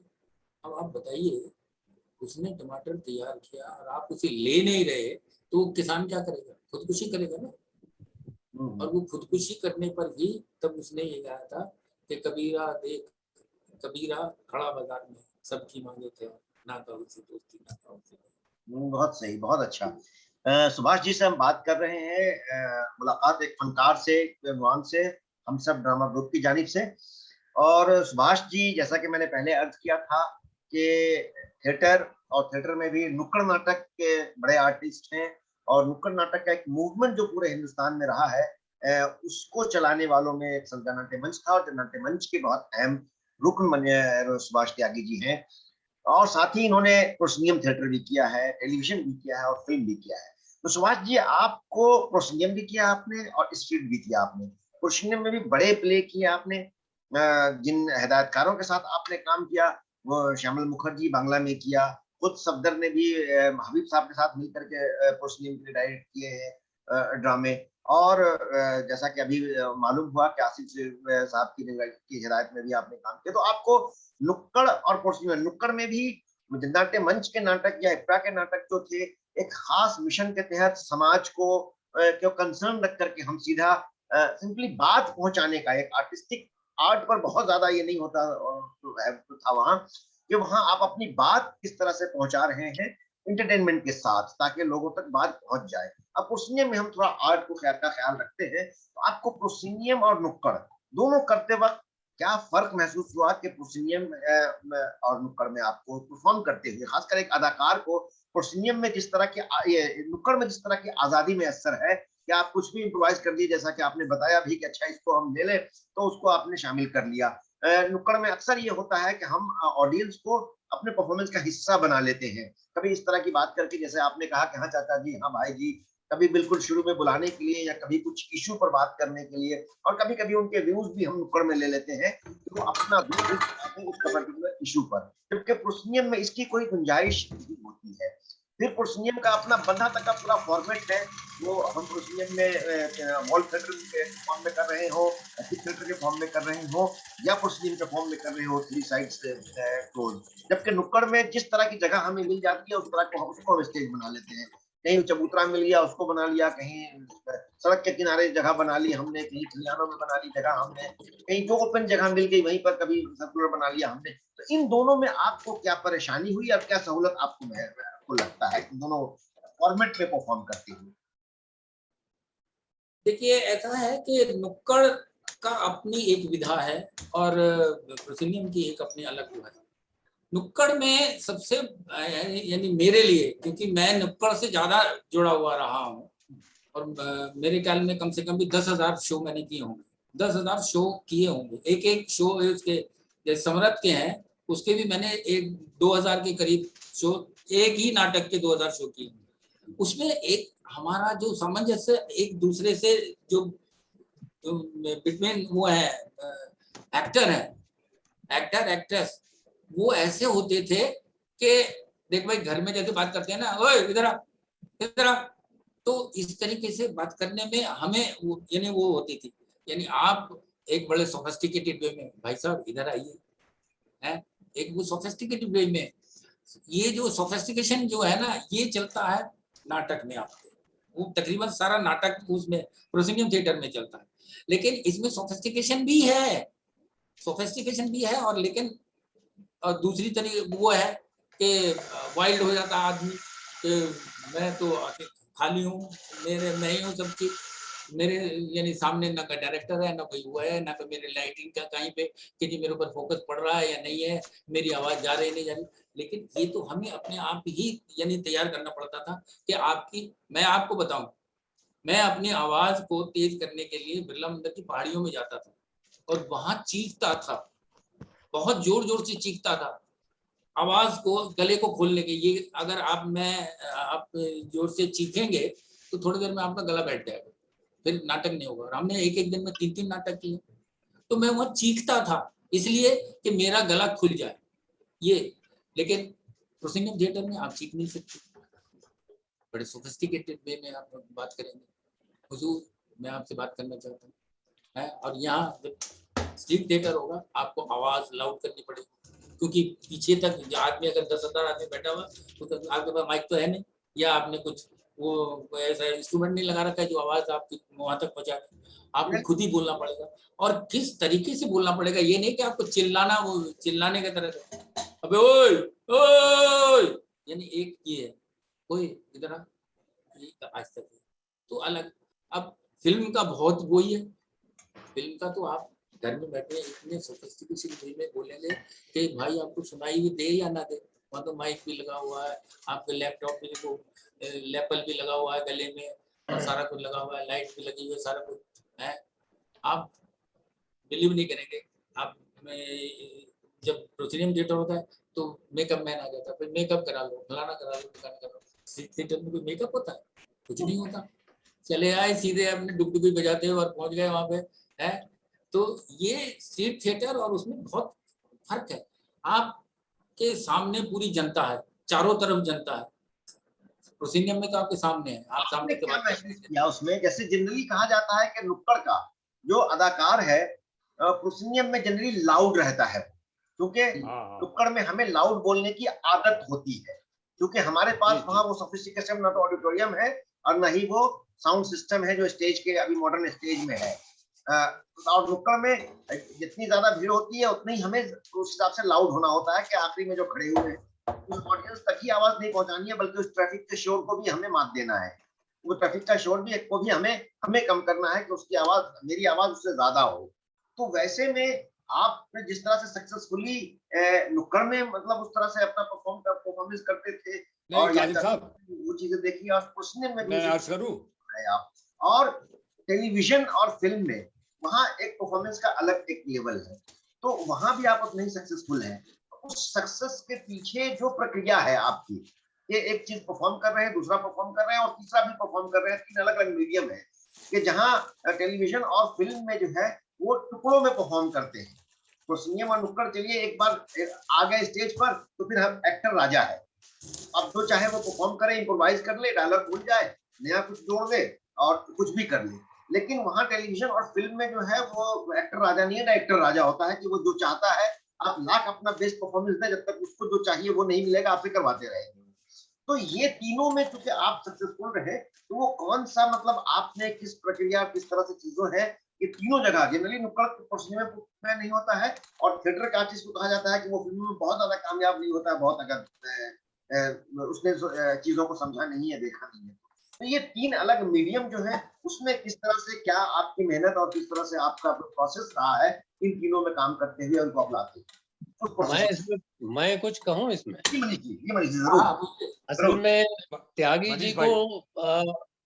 त्यागी जी को स्टेज पर देखना, काम करते हुए देखना, उनको घर पे देखना, उनको ऑफिस के काम करते हुए, लाइनें डालते हुए, खुदाई करते हुए देखना, ये दोनों अलग अलग चीजें। लेकिन ये एक ऐसा एक्टर है, जैसा माहौल होता है, जैसे कहते हैं कि आप क्या चीज प्रोड्यूस कर रहे हैं तो मोड ऑफ प्रोडक्शन भी वैसा ही हो जाता है।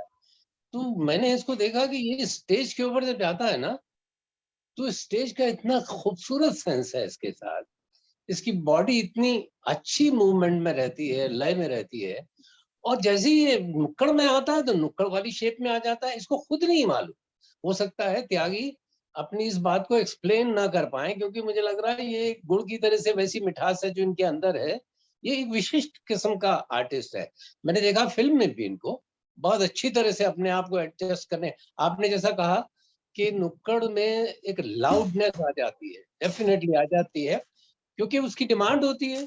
10,000 की ऑडियंस में बिना माइक के नाटक करना कोई आसान बात नहीं है, और अपनी आवाज पहुंचाना, अपना कंटेंट वहां तक पहुंचाना बहुत जरूरी है।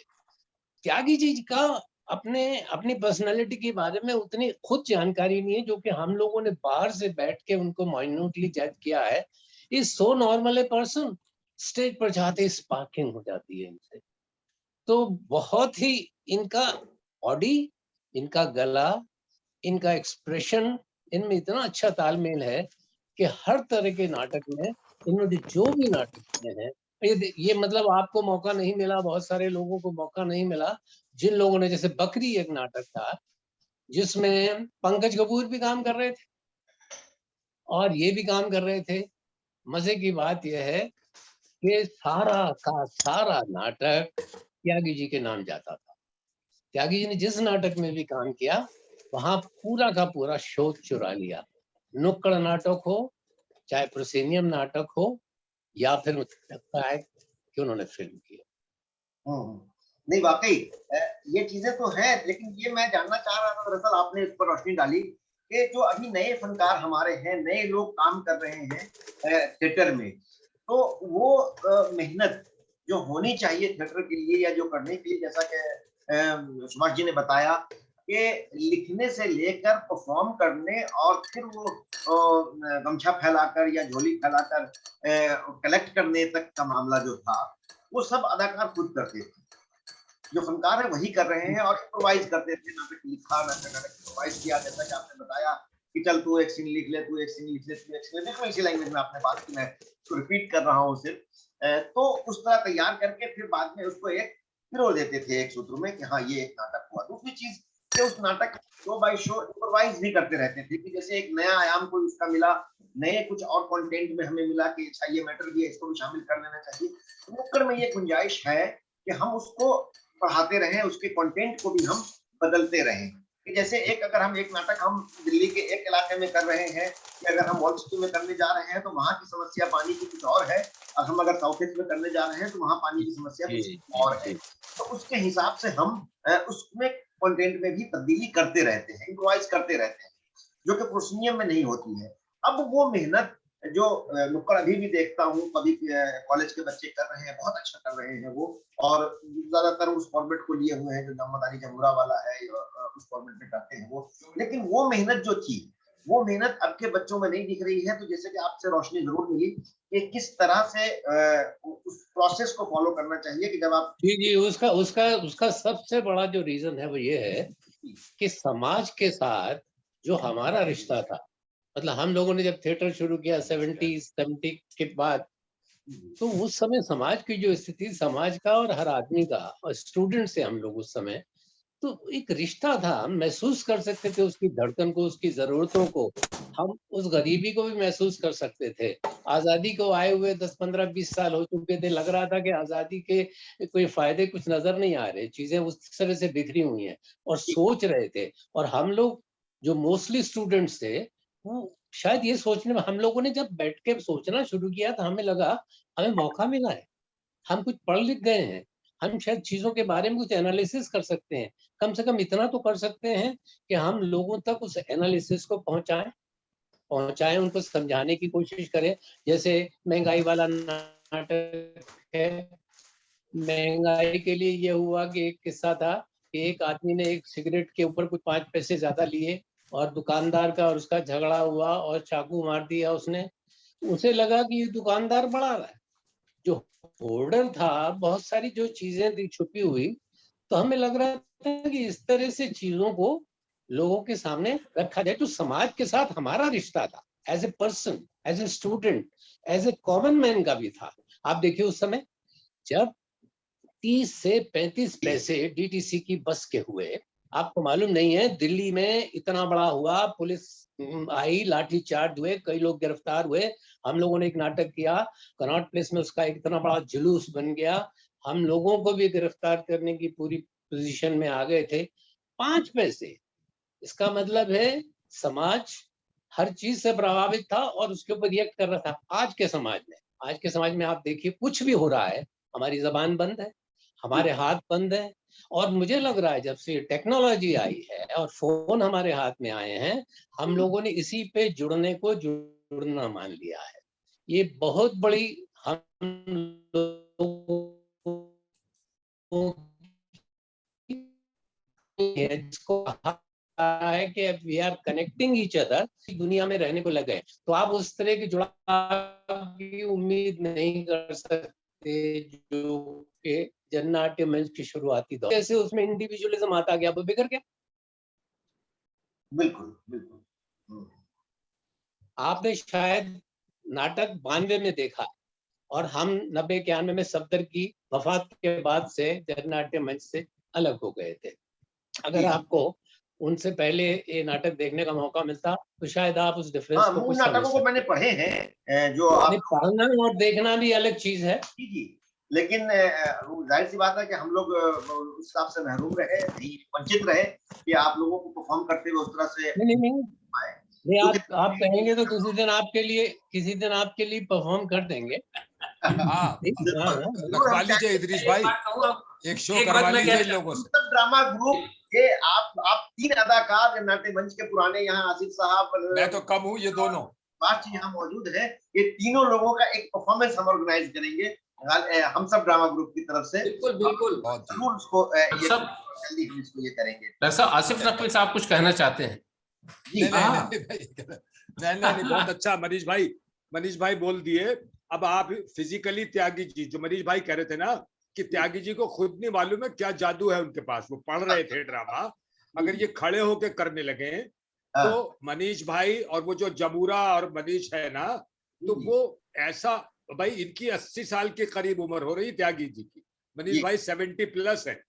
मगर आप जो बात कर रहे थे काजिम भाई के जो एग्जिजरेटेड, जो स्ट्रीट प्ले में मनीष भाई ने कहा हर चीज मैग्नीफाई करनी पड़ती है, कॉस्ट्यूम भी, पोस्चर भी, जेस्चर भी, आवाज भी, तो त्यागी जी तो इतने अच्छे तरीके से तीनों फॉर्मेट में एडजस्ट कर जाते हैं। कहीं तो मैंने देखा वो कमाल, क्योंकि मैंने कुछ चीजें जाकर के ऑनलाइन चीजें देखने की कोशिश की और देखी हमने, और वो ऐसा लगता ही नहीं है कि ये नुक्कड़ के फनकार हैं जब आप उनको टीवी पर देख रहे हो तो। और जब अच्छा, मैं चाहूंगा त्यागी जी दो चीजें और दो मेमोरीज और शेयर करें। एक जो इम्प्रोवाइजेशन के लेवल पे कैसे कंटेंट में करते थे, कंटेंट में भी, और एकदम जो कोई गड़बड़ हो रही है उसको भी पार्ट ऑफ द प्ले बना देते थे। एक तो ये कि पंजाब में जो वो कि बोरा झूठ बोल रहा है और वो उस आदमी को भी घेरा था, है ना, और दूसरा ये कि हबीब तनवीर ने जब डायरेक्ट किया इनको, तो इतने बड़े डायरेक्टर से मोटे राम के सत्याग्रह में त्यागी जी के जो दिल में आई उन्होंने वो किया, हबीब तनवीर भी सेटिस्फाई हो गए। मजे की बात है, बता दो बाहर वो मत बताना, बस ब्रह्मांड वाली बात। लेकिन ये ऑनलाइन ये हमारे रिकॉर्ड में जाएगा। नहीं मैं बता रहा हूं कि हबीब वो बताएंगे कैसे बड़े बड़े एक्टर से एडजस्ट करते थे वो। हाँ, सुकरात का भी, हाँ वो सुकरात वाला सीन भी, जो सुकरात वाला सीन है ना, जब वो जहर वाला जल्दी आ रहा था, बार बार एंट्री गलत हो रही थी, जब जहर का प्याला लेकर, हाँ बता दो, ध्यान नहीं आ रहा उसका। मैं हबीब साहब के साथ बता कि हबीब साहब जब यानी ये प्ले लिखा गया मोटेराम का सत्याग्रह, तो हबीब साहब क्या करते थे, रोज एक नया पेज लाते थे। यानी उनका एक वो है, यानी शुरू से ही है, मैंने बहुत इनके जो नाटक देखे उनमें भी ये अपने ग्रुप के साथ भी यही करते थे कि ओए ये आज तेरे डायलॉग ये है, आज तेरे डायलॉग ये, तो रोज। अब हम स्ट्रीट थिएटर करने वाले प्रोसिनियम भी थिएटर करते हैं, सारा कुछ करते हैं। अब हबीब साहब आज एक लाए कि सुभाष जी ये आपका वो है डायलॉग है, ठीक है याद कर लें। अब अगले दिन याद करके आए तो अगले दिन दूसरा पेज, बोले ये क्या है, बोले वो ना वो चेंज कर दिया आज ये है। अब हबीब साहब ने 1 हफ्ते तक रोज चेंज करना शुरू कर दिया। हमने कहा हबीब साहब हमारे पास का नहीं, ऐसे नहीं होगा, आप हमें एक बारी कोई भी डायलॉग, कितना भी लंबा डायलॉग हो, वो करके दे दीजिए, हम वो कर देंगे, लेकिन ये है कि रोज आप एक नया ले आते हैं, वो नहीं होगा। बोले यही तो डिफरेंस है तुम्हारे क्या कौन से वो कहते हैं, हमारे में जो डिफरेंस बता रहे थे कि एक जो वो अच्छे जो एक्टर पैसे ने, जो पैसे लेके काम करते हैं, और एक जो अच्छा मुफ्त अच्छा अच्छा, है, तो उसमें अब हम तो मुफ्त वाले थे, कहते यही डिफरेंस है। मैंने कहा प्रोफेशनल और अमेच्योर में यही बात है। अबे सुभाष जी, वो हाँ। हबीब साहब के साथ ये होता था, जिस दिन उन्होंने एक पैक लगाया तो थोड़ा सा चेंज किया, 3 पैक जिस दिन लग गए उस दिन फिर ज्यादा ही चेंज करके आते।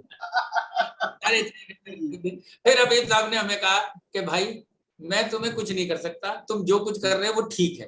तो हमने कहा ठीक है जी। अब हबीब साहब ने हमारे उसमें रम गए। और अब क्या हुआ कि हबीब साहब अब हमसे वो लेने लग गए। कलकत्ते में क्या हुआ, हबीब साहब कहने लगे त्यागी, मैंने कहा जी, यार मैं थोड़ा गिमिक करना चाहता हूँ। मैंने कहा सर कीजिए, मैंने कब मना किया आपको कि गिमिक मत कीजिए। बोले, मैंने कहा फिर भी करोगे क्या, ये तो बताओ जरा। बोले ये जो वो पुलिस का रोल कर रहे थे, हवलदार का पुलिस का रोल कर रहे थे, तो उन्होंने वो अपनी जो हाफ पैंट थी, हाफ पैंट पहनते थे, हाफ पैंट को ढीला कर लिया। बोले इसमें मैं टाका लगा लूंगा और ये टाइट रहेगी, और जब मैं गिमिक करूंगा तो मैं ये टाका तोड़ दूंगा, ये नीचे गिरेगी तो मैं पकड़ लूंगा इसे। तो ये थोड़ा सा मैंने कहा भाई ये तो ये आप देखो डायरेक्टर हो आप, हैं, तो कहते नहीं मैं कर लूंगा। और आपको क्या बताऊं, हबीब साहब से वो निकर छूट गई नीचे गिर गई वो। मैंने कहा हो गया गिमिक तो ये हादसे भी होते हैं। नहीं नहीं, वो भी वो उनका इंटेंशनल था, जानबूझ के गिराई थी। तो ये बहुत सारी ये थी। और अभी जैसा मनीष बता रहे थे कि जी सुभाष जी अभी कुछ और ऐड करना चाह रहे हैं। तो जैसा कि मनीष जी ने बताया कि पहले जो था और जितना हम लोग समाज से सरोकार रखते थे और डिस्कस करते थे, अब वो नए लोगों में वो डिस्कशन का ये खत्म हो गया है। जब से आपने बताया कि ये मोबाइल और ये एंड्रॉइड खुसूसन आ गया है, उसके बाद हम लोगों को भी याद है कि 90s में नुक्कड़ नाटक मैंने भी बहुत किए हैं। जेएनयू में एक हम लोगों ने ग्रुप बनाया था जुगनू के नाम से, वागिश झा जी उसको देखा। अच्छा, वागीश के साथ किया आपने? वागिश के साथ मैंने किया है। वागीश मेरे दोस्त, जानता हूँ। हमारे साथ उनके 92 में हम लोगों ने जुगनू बनाया था उसी साल। और तो एक एक चीज डिस्कस करते थे कि कोई खुशी में होगा तो फलां बाबा के मजार पर चादर चढ़ाएंगे, हलवा पूरी का भोज करेंगे। अब ये हलवा पूरी का भोज ही क्यों करेंगे, इस पर डिस्कशन होता था। और मजार पर जाके चादर एक जो नॉन मुस्लिम है वो क्यों जाके चढ़ाएगा। या फिर जब हमारा हमारा बेटा जो है फटफटिया से गर्दा और गाँव में आएगा तो फिर ये करेंगे, तो फटफटिया से ही क्यों आएगा।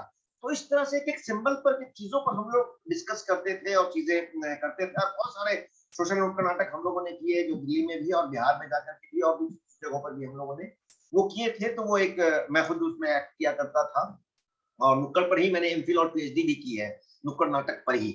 जी जी, बधाई बधाई। हाँ, तो आप जेएनयू से हैं क्या? जेएनयू से हूँ जी। तो आपने हमारे नाटक वहां नहीं देखे तो हैरानी की बात है। वो असल में एक बात बताऊं, थोड़ी सी मैं बताता हूँ जेएनयू की, कि जेएनयू में थिएटर करते थे सारे, यानी रात को ही होते थे वो। और रात को कई कई बारी तो हम रुक ही जाते थे किसी के पास। तो मेरा ऑफिस था वहां पर जेएनयू में, साइट ऑफिस था जेएनयू में। तो मैं अपनी साइट देखने जा रहा हूँ और जेएनयू को कोई भी लड़का मिल गया, बोले आज रात को नाटक है।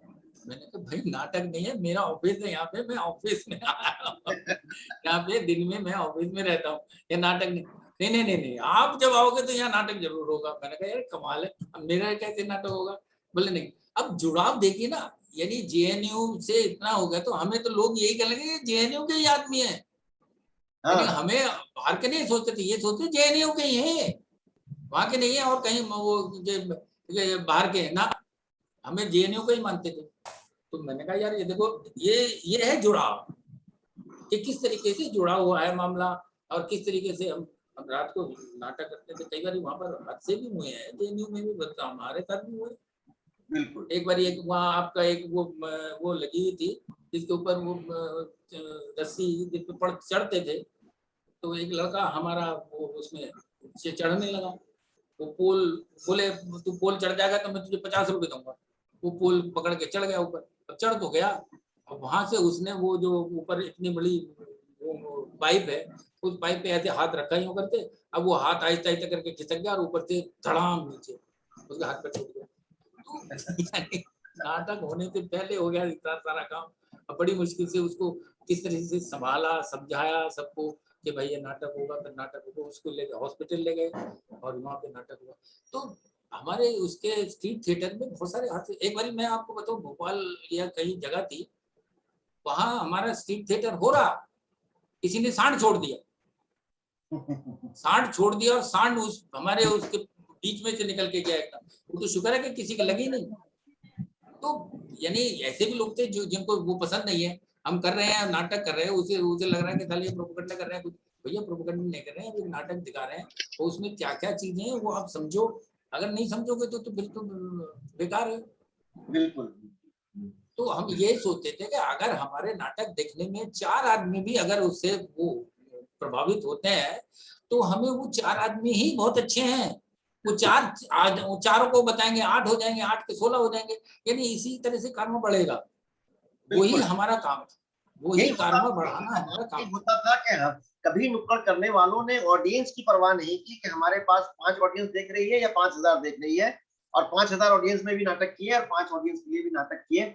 हमारे इस प्रोग्राम की बहुत अच्छी बात यह है, बहुत खुशी की बात यह है कि सियालकोट से प्रोफेसर इलियास साहब हमारे साथ मौजूद है, जामिया से जावेद हसन साहब मौजूद है, यास्मीन फातिमा साहिबा है, रिजवान खान साहब है, अब्दुल रहमान है, जुल्फी मुर्तजा है, और ये तमाम लोग अभी हमारे साथ लाइव जुड़े हुए हैं, हमारे साथ यहाँ वाबस्ता है।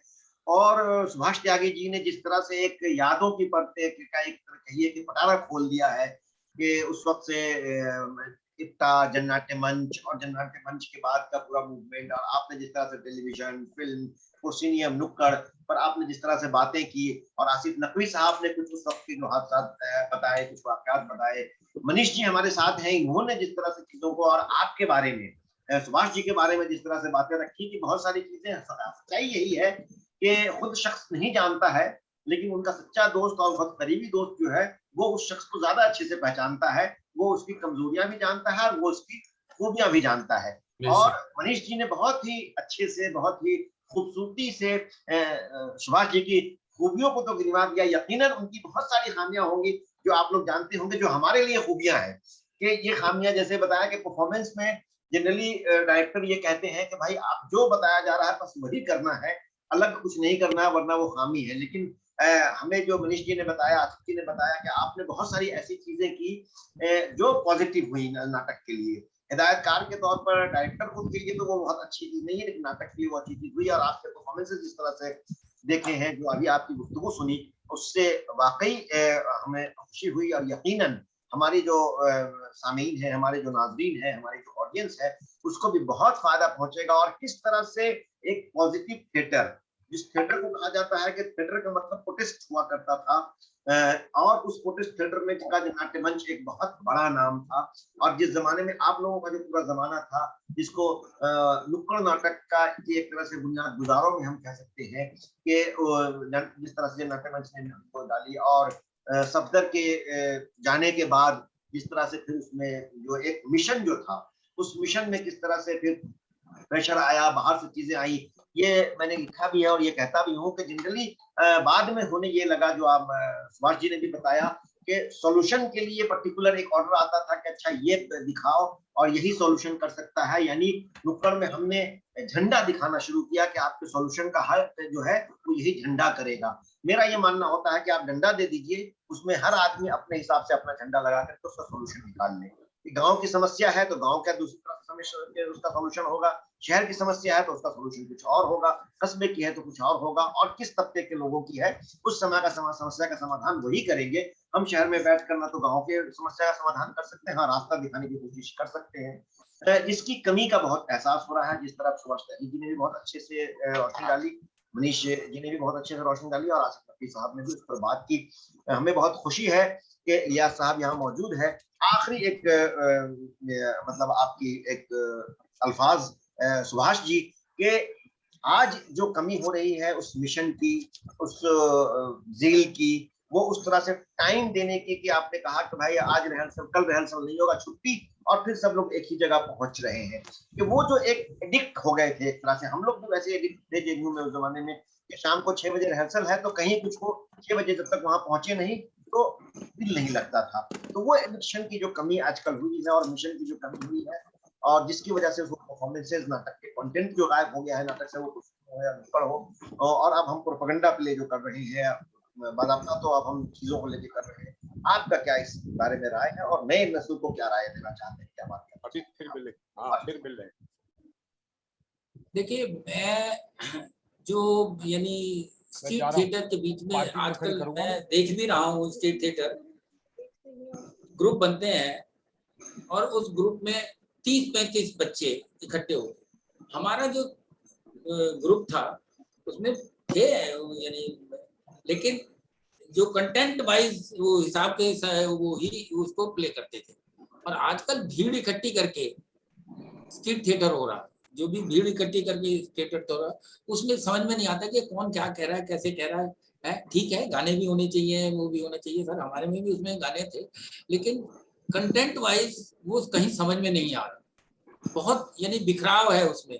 हमारे नाटकों में एक सामंजस्य था, उसकी एक विधा थी कि जैसे आपने कहा कि गांव में अलग वो होते हैं, प्रॉब्लम होती है, शहर में अलग प्रॉब्लम है। सब गांव में तो अब ज्यादातर अनाज की प्रॉब्लम नहीं होती, क्योंकि वो पैदा करता है, अपने घर में पीस लेता है, अपने घर में ही अपने रोटी बना लेता है। लेकिन शहर में तो मुझे बाजार से लाना पड़ेगा है। लेकिन अब आप मैं क्या दिखा रहा हूँ कि बाजार में मैं कैसे जाऊंगा, कहाँ से मुझे सामान मिलेगा। मैंने हमारे समृद्ध के नई दोस्त गुसाई में राशन कार्ड से लेके मैं समझ जाऊंगा, सामान लूंगा, उसको पिसवाने जाऊंगा, पिसवा के लाऊंगा, तो ये पूरा का पूरा एक चक्कर है। लेकिन गांव में नहीं है, गांव में दूसरी विधाएं तो वो है। अब वही है कि शौचालय बनाइए, गांव में अब शौचालय बनाइए, एक ट्रेंड चल रहा है। अब उसको लेके वो क्यों बनाया जाए, किस लिए जाए। लेकिन मैं कहता हूँ कि बनाने चाहिए, क्योंकि महिलाओं को दिक्कत होती है। शौचालय बाहर जाओ, खुले में जाओगे, लेकिन उसके लिए आपने पूरा होमवर्क नहीं किया हुआ। शौचालय तो आप बना रहे हैं, लेकिन उसी के बराबर में आपका हैंडपंप भी है। जहां आपका शौचालय इकट्ठा होगा, उसी के बराबर में आपका हैंडपंप है। उस हैंडपंप से आप पानी पीते हैं, तो आपके तो क्या हुआ, आप तो और ज्यादा बीमार होंगे। उस शौचालय बनाने का फायदा क्या हुआ। तो इसलिए उसको पूरी तरीके से अगर लिखें हम, और उसको हम समझाएं कि शौचालय जरूर है, बनाना चाहिए, क्यों नहीं बनाना चाहिए, क्यों महिलाओं को क्यों जाए बाहर वो। लेकिन उसके साथ में आप पानी, उसका ड्रेन वाल कैसे, आप नाली है आपके पास कहीं, आपका पानी कहाँ जाएगा ये सारा का सारा। वो तो आपके वहीं घर में ही है, वहीं आपका हैंडपंप भी है, वही आपने पानी का कोई व्यवस्था नहीं कर रखी, आपने कुछ नहीं कर रखा। तो इसलिए इसमें विधाएं अलग हैं, अलग अलग जगह की अलग अलग प्रॉब्लम्स हैं। अब शहर में क्या है, शहर में तो पानी आता है, एनडीएमसी का है या कारपोरेशन का है, किसी का भी है, पानी आता है, मैं अपने पीता हूँ उसको, मुझे कोई दिक्कत ही नहीं है। लेटरिन जाता हूँ, उसमें मेरा यानी वो है सीवेज प्रॉब्लम, कोई हमारी प्रॉब्लम नहीं है।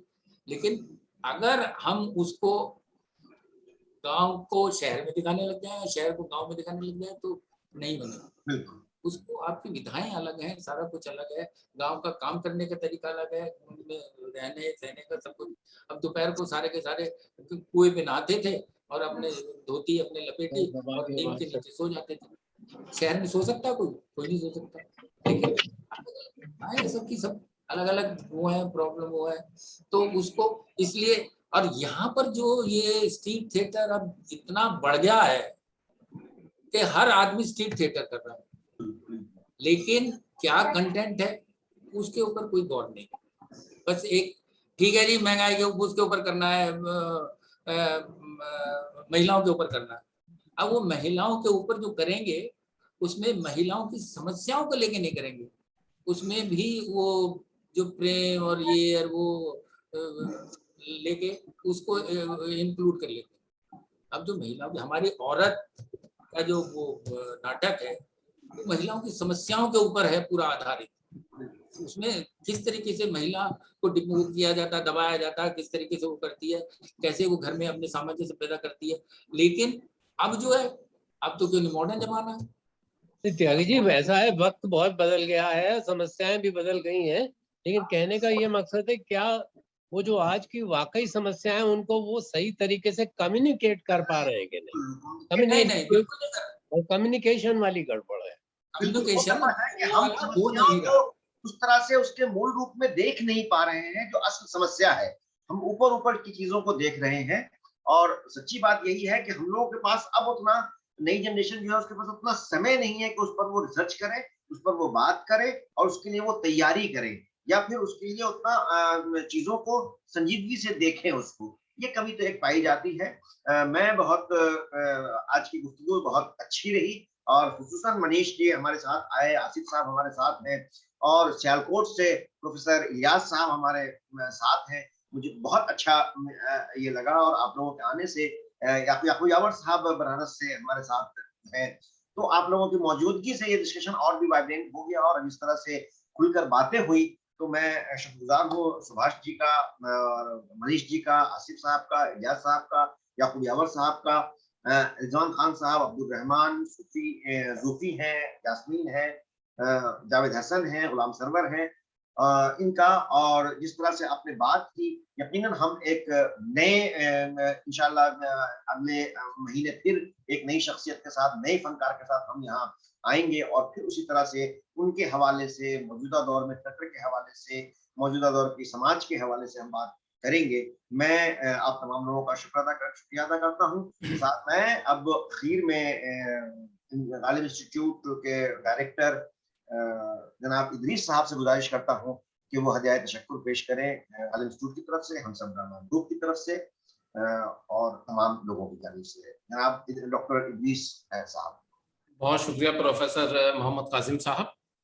नाजरीन, हमारी खुशकिस्मती है कि आज हमारे दरमियान इंडियन थिएटर के लीजेंड मौजूद हैं, जिसमें सुभाष त्यागी साहब, मनीष मनोचा साहब, आसिफ नकवी साहब और ख़ुद हमारे प्रोफेसर मोहम्मद काजिम साहब। ये अजीम तरीन शख्सियात हैं उर्दू ये ड्रामे के ताल्लुक से, थिएटर के ताल्लुक से। मैं हम सब ड्रामा ग्रुप गालिब इंस्टीट्यूट की जानिब से तमाम नाजरीन और खुसूसन त्यागी साहब, मनीष मनोचा साहब, याकूब यावर साहब, प्रोफेसर महर इलियास साहब जो कि सियालकोट पाकिस्तान से आज हमारे साथ हैं, उनके अलावा यास्मीन फातिमा साहिबा, आसिफ नकवी साहब, अब्दुल रहमान साहब, गुलाम सरवर साहब, मुर्तज़ा साहब, जावेद हसन साहब और तमाम नाजरीन का बेहद मशकूर ममनून हूँ कि आपने अपनी तमाम तर मसरूफियात के बावजूद इसमें शिरकत फरमाई। बहुत बहुत शुक्रिया। बहुत शुक्रिया। मैं आखिर में उन तमाम दोस्तों का भी शुक्रिया अदा करता हूँ जो फेसबुक पर हमें लाइव देख रहे हैं और जो जल्द ही यूट्यूब पर हमारे इस प्रोग्राम को वहाँ देखेंगे। यकीनन उनकी राय हमारे लिए बहुत अहम होगी, तो उनका पेशगी शुक्रिया जो यूट्यूब पर हमारे देख रहे हैं। गालिब इंस्टीट्यूट की साइट पर, गालिब इंस्टीट्यूट के आईडी पर ये रिकॉर्डिंग मौजूद होगी, वहाँ आप लोग देखें और इससे मुस्तफीज हों। बहुत बहुत शुक्रिया। मीटिंग जैसे थोड़ी वो था, एक फनकार से मुलाकात।